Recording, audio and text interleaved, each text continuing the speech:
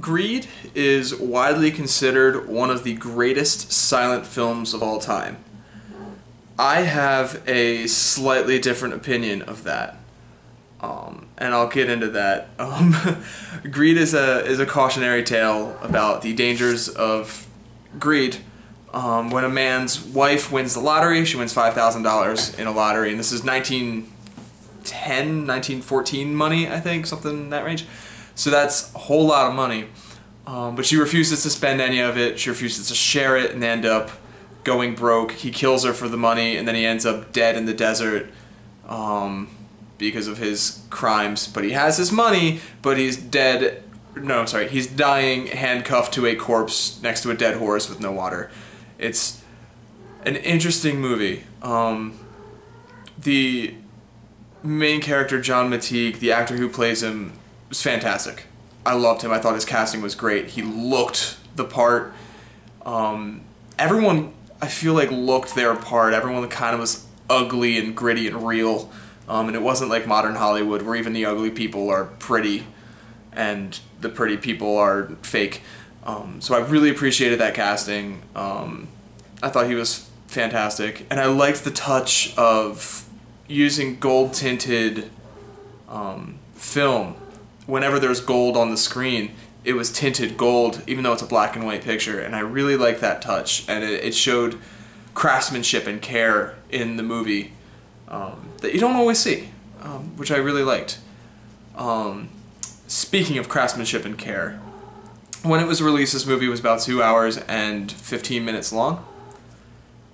The version I watched is the only version I could find online, and it is the Turner restoration version, and it is 4 hours long. And what they did was they took a director's cut version of it and the shooting script and surviving stills from previously deleted scenes. They kind of reconstructed the deleted scenes documentary style, so they would just have like a still frame from the movie, and they would zoom in on this character and pan across to this character and zoom in on this bit and that kind of thing to kind of reinsert these deleted scenes. And they would add the titles and kind of play it as if the pictures were moving, which I don't have a problem with per se. I would just have rather seen the original cut, well, not the original cut, the theatrical cut first, and then, because I'm sure I would have liked this movie a little bit more if I had seen that version first, and then if I was interested in it, then go and watch the extended cut. I would have preferred that, but I wasn't given that option, unfortunately. So I'm a little sour on the movie, because I can understand why all these scenes were deleted. There's one of them that is just McTeague and the man in a box office at a theater, and they're arguing over which side of the stage he wants to sit on because he doesn't want to sit near the drums. And it's not a long scene, but it's completely pointless. And there's a few scenes like that, and there's 2 entire subplots that were cut involving other couples in his life, and they are a parallel to what greed could do. One couple, greed overtakes them so much that they kill each other over literally nothing, a story basically.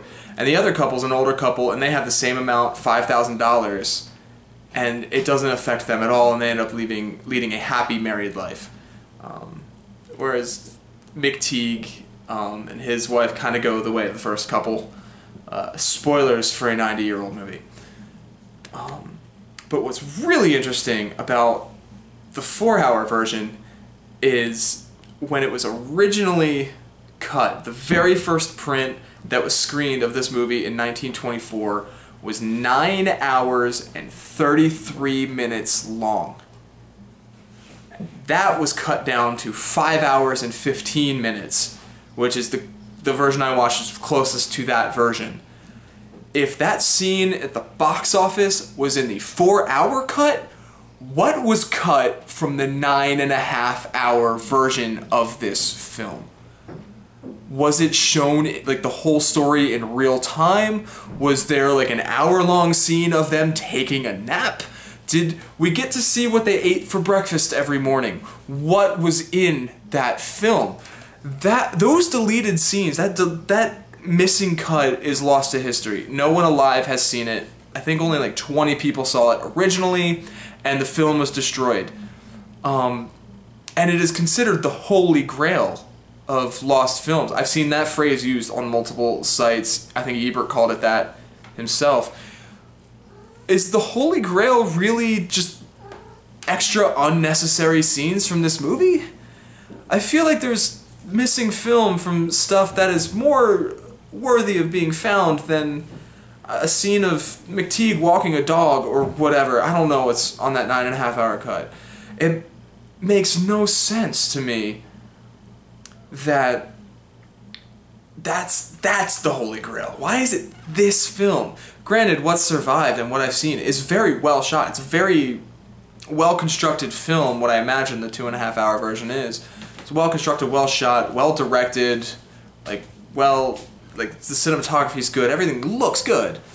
So I can understand you want more material from Erich von Stroheim because he's a great director. But that material? And how did we even get a 9.5-hour long film? The movie took a year to shoot on location. They shot in Death Valley for the ending, like for 2 weeks.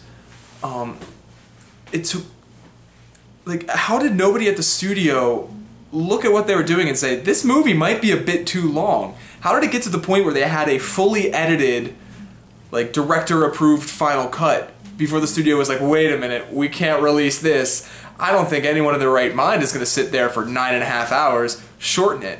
Oh, you shortened it to 5 hours? No. We're going to short it. We're going to cut that in half and release that. Like, how did it get to that point? It boggles my mind. If you know more answers than I do, explain it to me. Please, go in the comments and tell me what I'm missing, because I just don't get it. As far as, is it the greatest, one of the greatest silent films of all time? The scope of it is huge. It may be one of the greatest attempts at a silent film of all time. I still prefer, like, the works of Buster Keaton. That's just me, that's what I enjoy, but I can understand with what there currently is why it's considered one of the greatest, because it is a very well put together film. But I don't know if it's the greatest, and I don't know if the 7 hours missing is really going to be all that important. But that's my rant. Tomorrow, we are looking at, Cody and I actually, in a few minutes, are going to go leave, and we're going to go see 10 Cloverfield Lane. And we'll be talking about that tomorrow. So until then, bye.